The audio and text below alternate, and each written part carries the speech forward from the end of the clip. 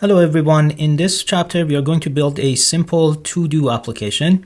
I've already downloaded the starter code, which is mostly an empty folder. It basically has a favicon, a getignore, and a readme here.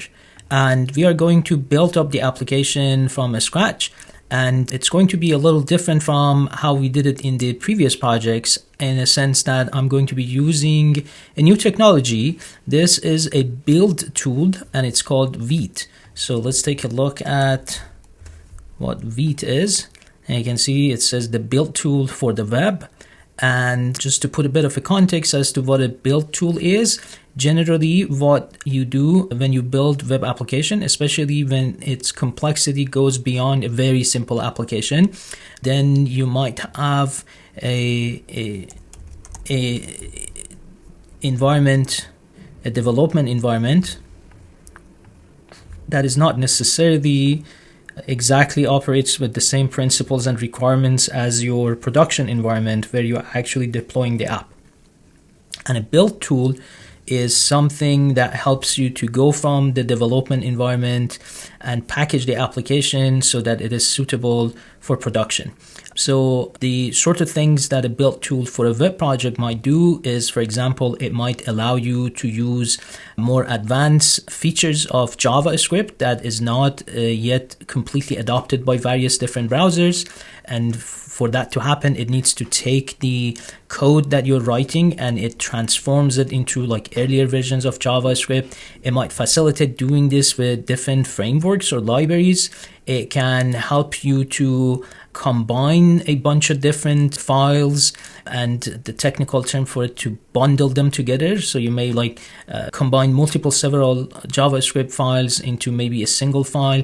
You may do the opposite. You may take a very large file and break it down into smaller pieces. This is called code splitting, and it usually is helpful to reduce the initial load time of your application.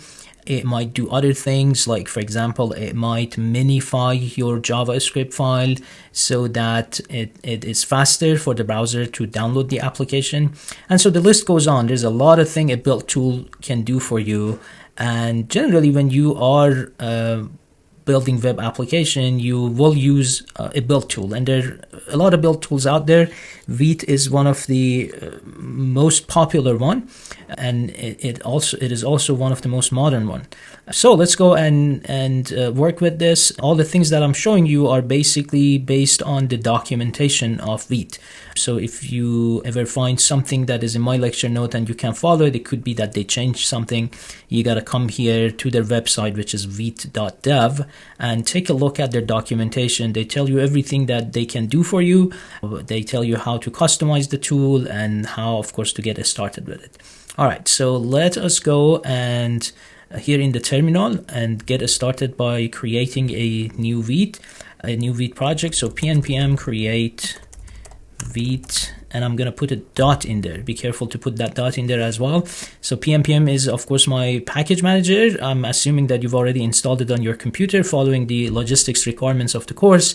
Create Vite is it's fairly self-descriptive. It tells you that we want to scaffold the Vite project, and this dot means in the current directory. So let's hit enter. And so when it starts, it tells you that the current directory is not empty, and we're going to say ignore the files that already exist and continue. They're just a few files and they're not going to interfere with anything. So ignore files and continue. And then it says select a framework.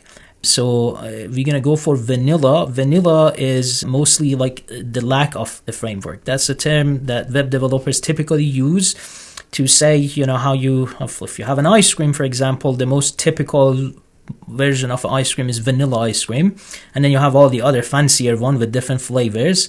So there are a lot of frameworks that you can use: Vue, React, Lit, Svelte, Solid, Ember, Quick, Angular, Marco, and others. And later in the course, I'm going to teach you React. But right now we're going to do vanilla, which effectively means that we're not using any special framework. We're just going to be using JavaScript. So here is vanilla, and then it tells you, do you want to write in TypeScript or JavaScript, which for now we're going to choose JavaScript, and later in the course we're going to switch over to use TypeScript. TypeScript is a superset of JavaScript. It's basically like JavaScript plus the types, the data types. Okay, so JavaScript, and then it might show you some experimental features. The ones that you're going to see may be different from what you see in this recording. But anyways, just say no to all the experimental features. And it also tells you, do you want me to install and start, and say no to that. We're going to do that ourselves. And when you hit enter, it basically creates a bunch of files here. And let's quickly go over some of these files and glance over them to see what is going on here. So you've got package.json. This is the sort of a entry point to any JavaScript project. It includes some metadata about this project in addition to a list of the dependencies that you have. Dependencies are like the other packages, other libraries, other frameworks that you're using to build your application. Ours right now is just Vite, and this is a dev dependency, meaning that we don't really need to include Vite when we ship the product, like deploy it on the web. We just need it during the development, like right now as we are writing the code. And when we build our application, this dependency is not going to be included in it because it's not needed in the production.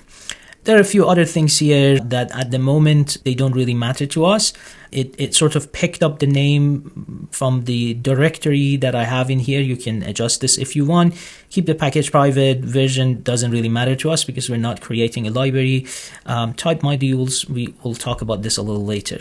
So it also created an index.html file. This is more or less similar to the index.html files that we created in the previous app. So I'm just going to change this to like to-do app, the title, and leave the rest of it to be. Favicon came with the starter code. Getignore, it came with the starter code, and Vite also edited it. The stuff that are important are like the actual source code is in the source folder, the src folder. So there is like a main.js that is the entry point to our application, and it uses another file, counter.js, which implements a simple counter. There's some styling here, and there is a scalable vector graphic, which is just the icon of JavaScript here. All right, so what we want to do is to go here in the terminal and say pnpm install. And when you do this, you're going to get a folder added to the mix and a file also added to the mix.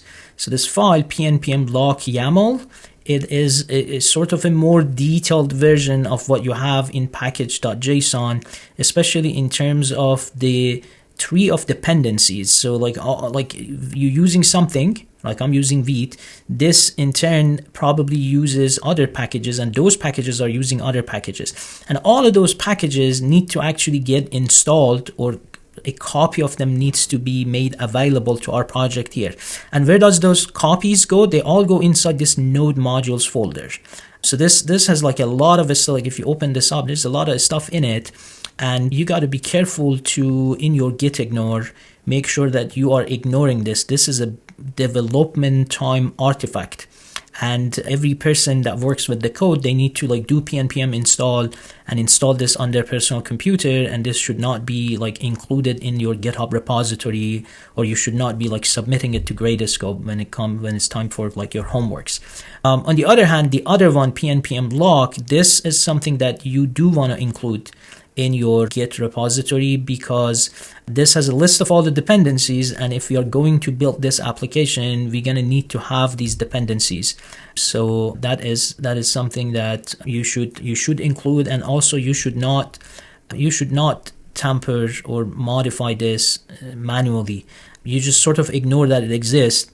If you install new packages or make changes to your application, the package manager will take care of updating this file, and you should not be touching it. Okay, now to run the project, you're going to need to go to the terminal and say pnpm dev. And just so you know that where this is coming from, if you look at the package.json, you're going to see there are some scripts defined here. And so when I go and say pnpm dev, it does whatever is written in front of the dev. And so this is sort of a shorthand for you to create some handy commands. And like in this particular example, this is very simple. We just call Vite the tool, and it basically runs the application in development mode for us. And you will see in a moment what that means. But the purpose of it is that the purpose of these scripts is that you can have a more complex command, like maybe a bunch of things needs to be done here, and so like you have like one shorthand for all the things that need to happen for you to like run the application in development mode. Okay, so let's hit pnpm dev, or maybe let me clear the terminal and then say pnpm dev. So you see, by the way, this is like really fast, right? It just jumped at show you the result of it, and that's one of the hallmarks of Vite. Vite is French for quick or fast, and it gives you this URL, and you're gonna need to like copy this and drop it in the browser. Let us like go into a new tab, and so this is what we get. So this is the application that when we scaffolded the program here with Vite, it came up with this, like this counter. The code for it is here in this file. And if you like were to go and change something here, like it put like a bunch of more exclamation points here, and if I save this, you see it immediately shows in the browser. So that's just one of the many things that Vite is doing for you. This, like, you notice that in the terminal it said page reload, right? So it recognizes a file changed, and it has this feature called hot reloading, and so you don't need to like save here and come back to the browser and refresh the page. It automatically does that for you. So that's just like one thing that makes life easier when you want to build web application.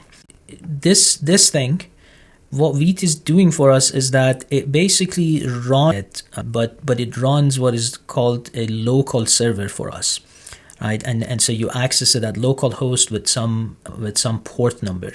So the local host is just to say that you're basically accessing this web page on your local computer.